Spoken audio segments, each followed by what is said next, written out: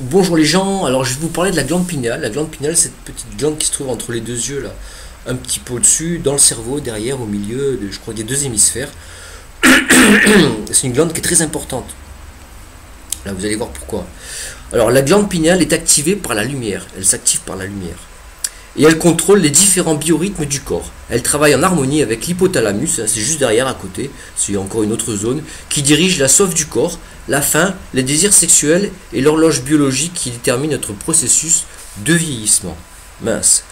Quand elle se réveille, on ressent une pression à la base du cerveau. Bien que la fonction physiologique de la glande pinéale ait été inconnue jusqu'à une époque récente, les traditions mystiques et ésotériques des antiques écoles ont reconnu depuis longtemps ce domaine dans le milieu du cerveau, à être le lien entre les mondes physiques et spirituels, considéré comme la source la plus puissante et la plus élevée de l'énergie éthérée à la disposition de l'homme. Donc vous voyez, on a une source de puissance ici, qu'on n'utilise pas bien sûr. La glande pinéale a toujours été importante dans le déclenchement des pouvoirs surnaturels, paranormaux, magiques. Vous voyez, donc le développement des talents psychiques a été étroitement associé à cet organe de vision supérieure. Pour activer le troisième œil, il s'agit d'élever la fréquence et de se déplacer dans une conscience plus élevée. Alors, augmenter la fréquence, bon, il y a plusieurs façons, déjà à faire des choses que vous aimez, vous, ou je sais pas, vous mettre à faire une passion, ou j'en sais rien, vous prenez dans la nature, je sais pas, aller nager dans l'eau en montagne, en été bien sûr, je sais pas, après écouter de la musique qui vous plaît, faire des choses qui vous plaisent, j'en sais rien, penser positif, voilà, pas vous en faire, plus avoir peur de quoi que ce soit, rester zen, vous voyez. Après il y a aussi la nourriture, il y a la nourriture qui est très importante.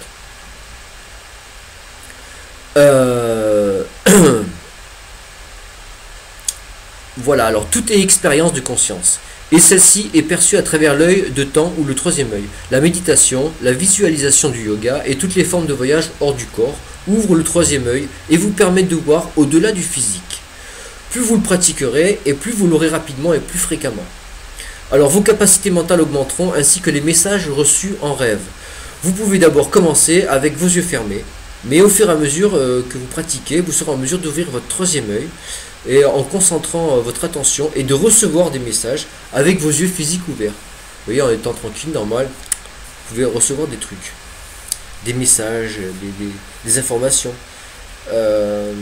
Voilà, la fréquence vibratoire planétaire s'accélère de façon exponentielle, permettant aux âmes de scruter d'autres domaines beaucoup plus facilement que par le passé.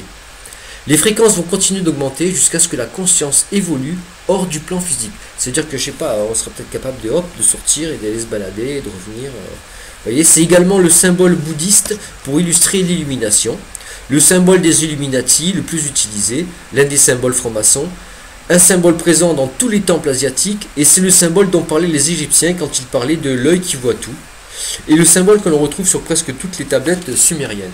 Effectivement, vous voyez, ils nous montrent toujours les mêmes schémas avec voilà, la pine de pain dans la main, machin. Là, ici, pareil. Le dieu sumérien, la pine de pain, le petit sac, le petit bag, voilà, qui contient l'eau de vie, qui contient l'eau magique. Alors, encore une photo là. Vous voyez, même les temples, quand on faisait les temples symboliques. Glande pinéale. L'épiphyse joue un rôle central dans les phases de sommeil, de la reproduction, voire du bien-être. Elle est constituée de cristaux d'apatite. Alors ces cristaux vibrent en fonction des ondes électromagnétiques captées. L'épiphyse est stimulée par certaines longueurs d'onde de la lumière. Alors, de la lumière réfléchie comme de la lumière directe. Donc ça peut être de la lumière voilà, qui est réfléchie par quelque chose, un objet qui vous revient, d'accord, ou alors de la lumière qui vous vient directement de la source elle-même. Voilà. Donc, ceci sur une très large palette du spectre, bien au-delà du seul spectre visible. Donc, du seul spectre visible. Pardon. Nous, on voit certaines choses, certaines lumières, certaines couleurs, certaines longueurs d'onde, certaines fréquences. On distingue certaines choses, mais pas tout. On est quand même assez limité. Et la glande pinéale, justement, elle perçoit d'autres fréquences, d'autres longueurs d'onde, comme peut-être les rayons X, je sais pas moi, les rayons, les infrarouges, les ultraviolets, le champ magnétique, la bioluminescence, je sais pas, on a d'autres facultés que juste de nos yeux. Donc voilà, on perçoit, on capte d'autres choses hein, au niveau de spectre lumineux. Alors, voilà, alors si l'épiphyse coordonne le rythme, alors elle est confrontée au temps cyclique. Elle est donc l'unique organe du corps directement relié à la quatrième dimension, c'est l'espace-temps.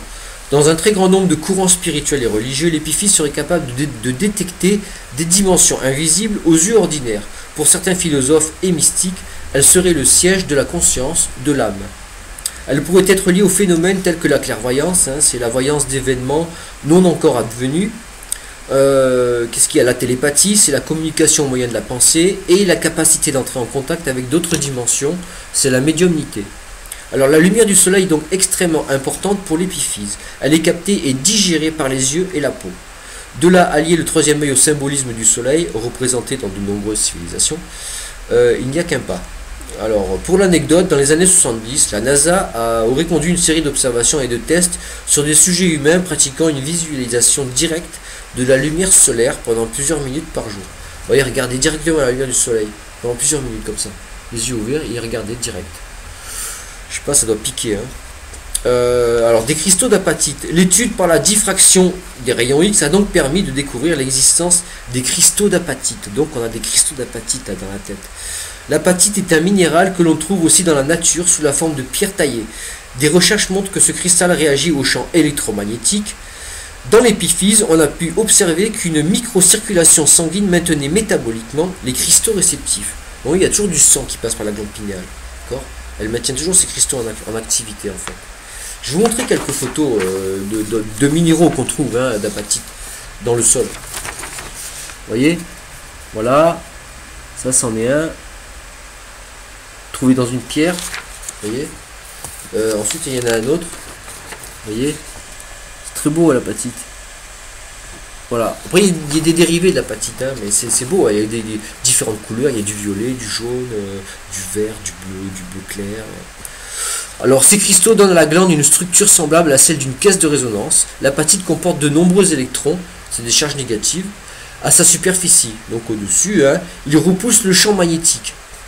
Lorsqu'un champ magnétique s'approche de la glande, il touche l'un des cristaux qui ricoche sur un autre et ainsi de suite jusqu'à ce que le champ soit fait prisonnier et fasse résonner tous les cristaux de l'épiphyse. Donc vous voyez, il emprisonne le champ qui arrive et de manière à pouvoir faire résonner tous les cristaux en même temps, voilà, grâce à ce champ. Et je vois justement après il y a des informations de tout un tas de choses qui arrivent. Hein. Après vérification, on sait de nos jours qu'aucune épiphyse n'est semblable à une autre. Donc autant de millions de personnes sur le monde hein, et autant d'épiphyses différentes. Plus on est âgé, plus on a de fines lamelles. Ce n'est donc pas la quantité de cristaux d'apatite qui indique l'âge, mais le nombre de lamelles qu'un cristal possède. Plus une personne dispose de cristaux, plus elle aura de possibilités de capter les ondes électromagnétiques. Personne ne peut augmenter ou diminuer cette concentration de cristaux. C'est là une caractéristique biologique hein, au même titre que la couleur des yeux ou des cheveux. Nous sommes donc tous dotés de différentes quantités de cristaux d'apatite. Voilà. Et bien que nous n'ayons aucun pouvoir pour en augmenter la quantité, il nous est cependant possible d'en stimuler fortement le fonctionnement. Pardon. Alors par exemple, en améliorant ses qualités de réception par la réduction de sa calcification. Alors la calcification, vous allez voir, hein, épiphyse et calcification.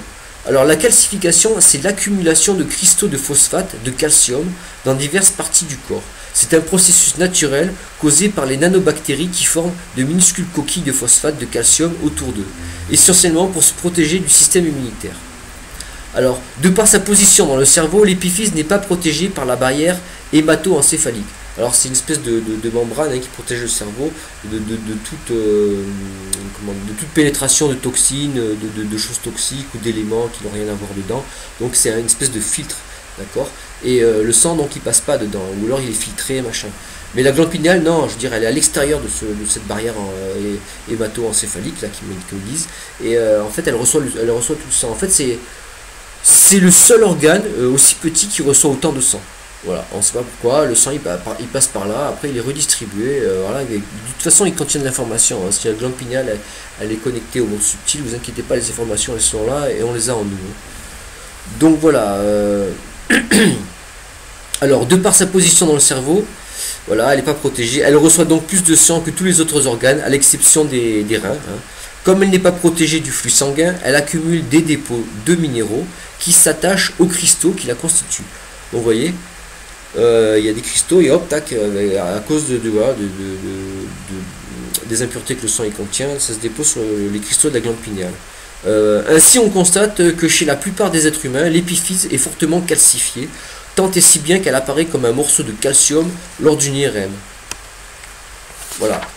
Ensuite, comme l'épiphyse contient des cellules photosensibles qui perçoivent la lumière et qui déclenchent la production de mélatonine, leur propriété ne peut plus s'exercer. Effectivement, si elle commence à se calcifier, commence à avoir une espèce de coque qui la recouvre, elle ne perçoit plus la lumière. Et là, vous entrez, la sécrétion de mélatonine étant réduite, les effets de la calcification peuvent être la dépression, voilà, l'anxiété, la boulimie, l'anorexie, la schizophrénie et d'autres formes de troubles. Alors, et bien sûr, tout est mis en œuvre par la société pour que cela reste ainsi, et même pour détériorer au maximum notre épiphyse. La calcification de l'épiphyse est causée principalement par le fluorure de calcium qui circule dans notre sang. La glande pinéale contient la plus grande concentration de fluorure dans le corps. Ben oui, évidemment, puisqu'elle elle capte tout le sang. Tout le sang du corps, je dirais, elle passe par la glande pinéale. C'est elle qui en demande le plus.